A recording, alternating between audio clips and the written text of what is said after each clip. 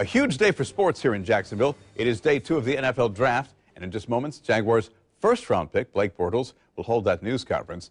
Day 2 of the Players' Championship is also underway. We're covering it all today. Take you live to Ponte Vedra Beach.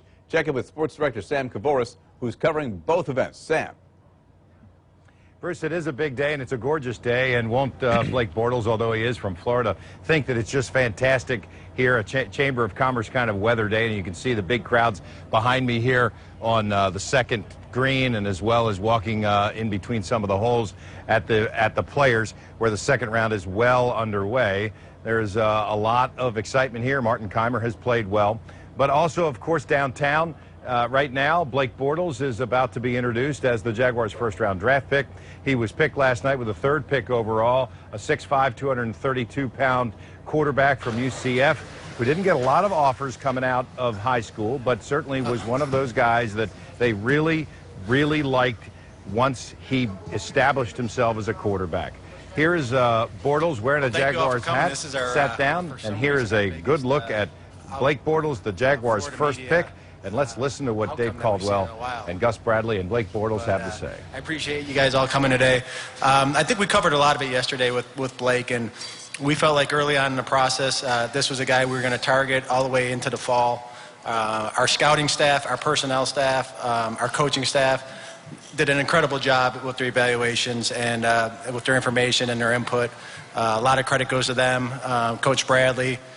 Thanks Shad Khan, obviously, for his support. And we feel really good about this pick, and we feel like for the future of this franchise, it was the right thing for us to do. And with that being said, I'm going to turn it over to Coach Bradley, but we'll take your questions after, and then Blake's going to say a few things after. Okay, obviously very excited about today and this opportunity to introduce you to Blake. I think it's, we've really felt good about this. A lot of hard work has been put into this process, and this is a big part of it.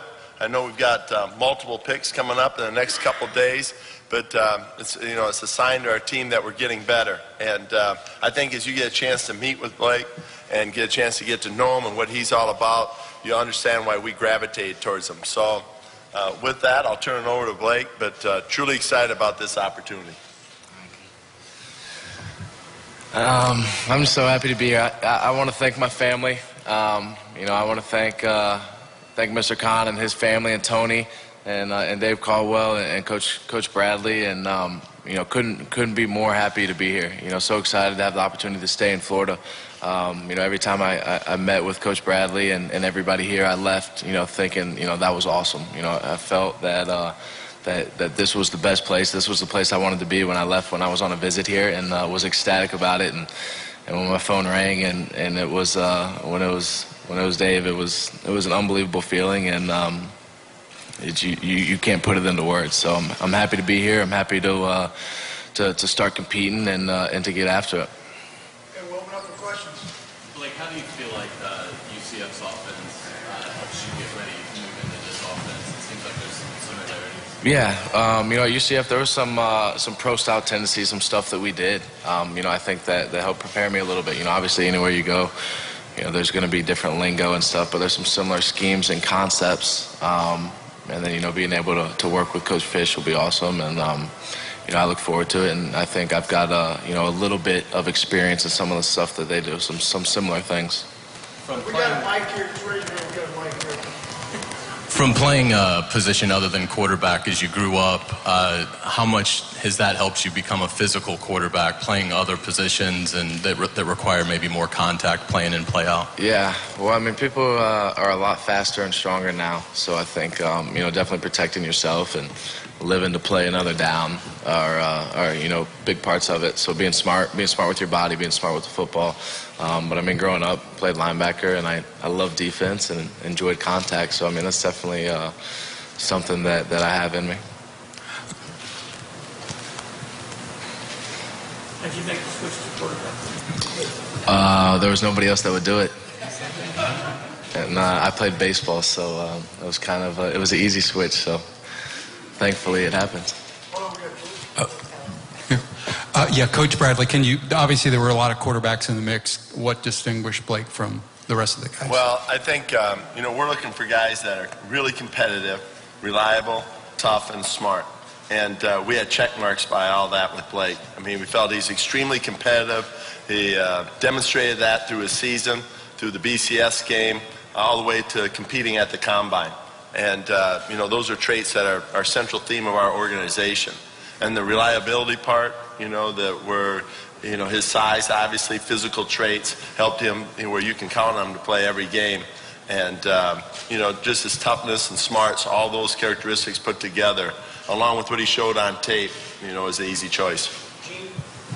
Blake, how much did it drive you when you were high school trying to find a college that people had doubts about you as a quarterback? How much did that drive you to prove them wrong? Yeah, you know, I mean, I think that you know, only having a couple offers out of high school, you know, it was something. But I mean, I'm very self-motivated, I think, wanting and worried about being the best that I can be, and, you know, worried about my individual development and how can I make myself better.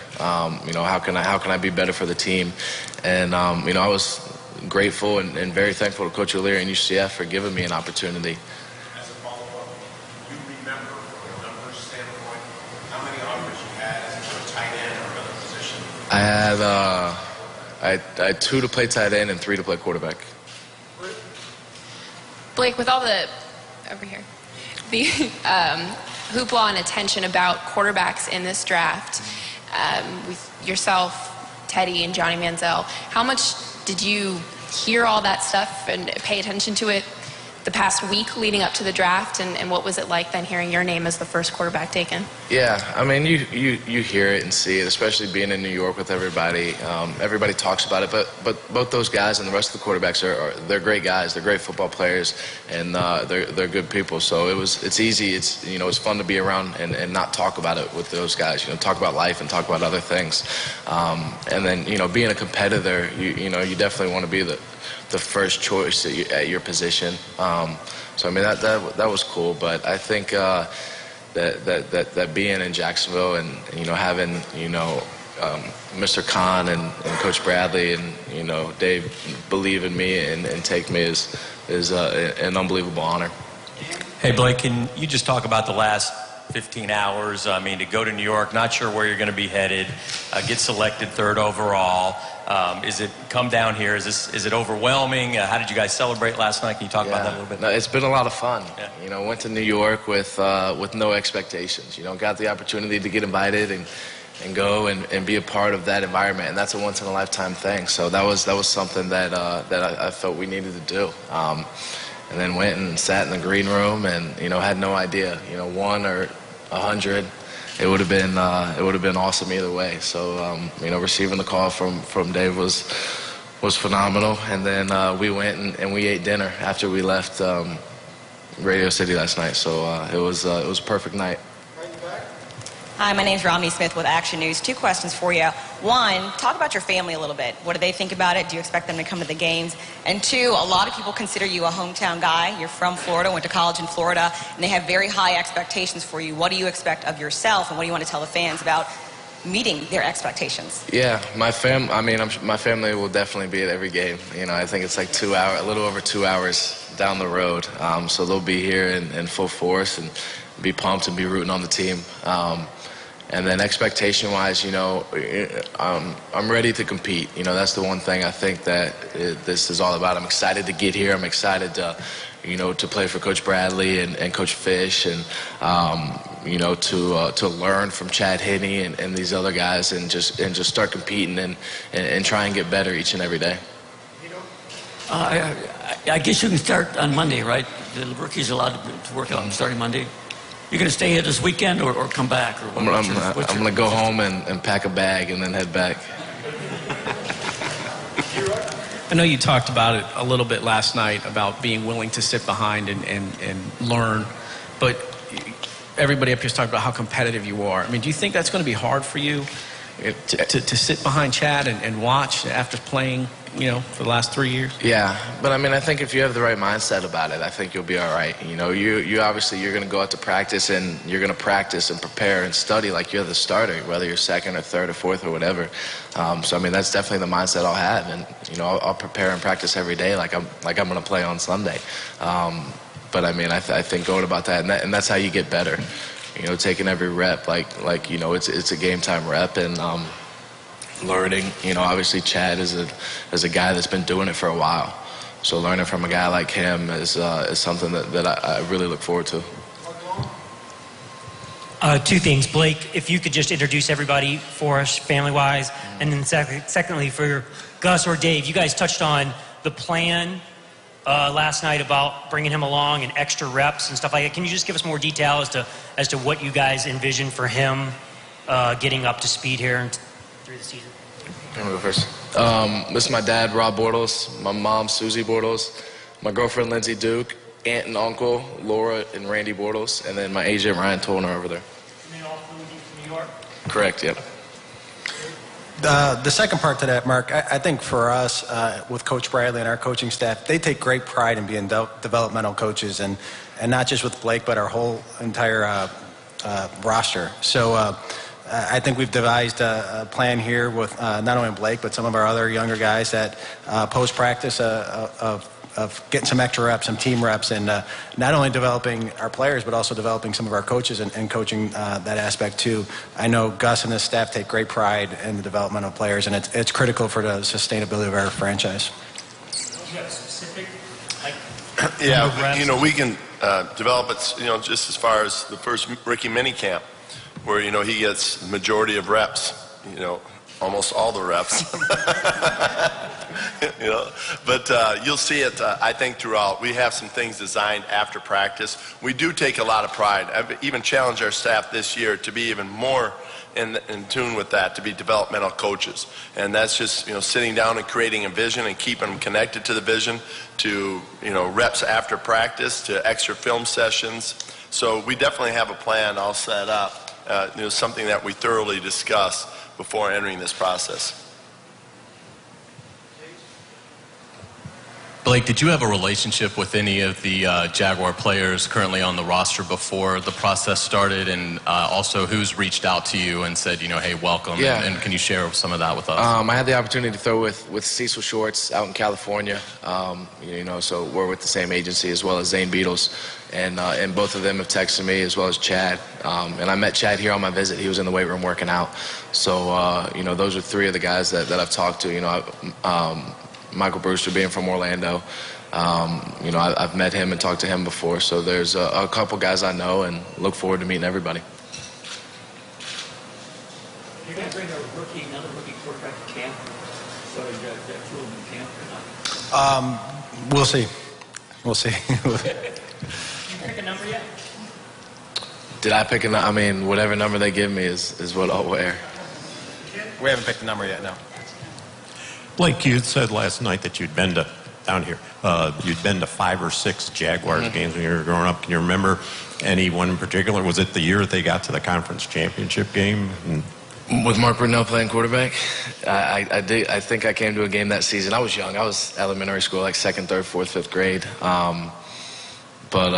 Yeah, that was elementary school was the last time I came in, and I did come to a game that year with Brunell playing quarterback.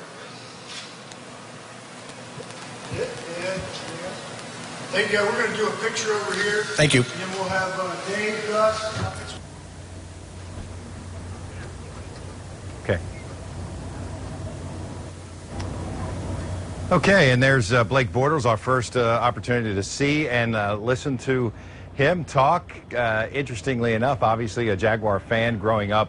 And remember, you know, the Jaguars will celebrate their 20th anniversary in the league this year, so Bortles has never known an NFL without the Jaguars as a franchise, and came here as a kid to see it, and also obviously watched it on television as well. Said that he really enjoyed the experience going to New York and Radio City Music Hall, called it a once-in-a-lifetime experience. Said that this is where he wanted to be, was glad to be in the state of Florida still, and really was impressed with the coaching staff and all of the ups and downs that go along with this process when you go and get ready to be drafted, which was 2 weeks extended because the NFL moved it into May. Bortles will be here for the upcoming mini camp, or rookie camp, if you will, and that comes up next Friday and Saturday. We'll have full coverage of that. You heard him say, I'm going to home and pack a bag and then I'll be right back. So introduced his family and just seemed to be the guy that you would expect. He seemed a prototypical Jaguar, Gus Bradley, Dave Caldwell kind of guy, and we'll see how he progresses on the field.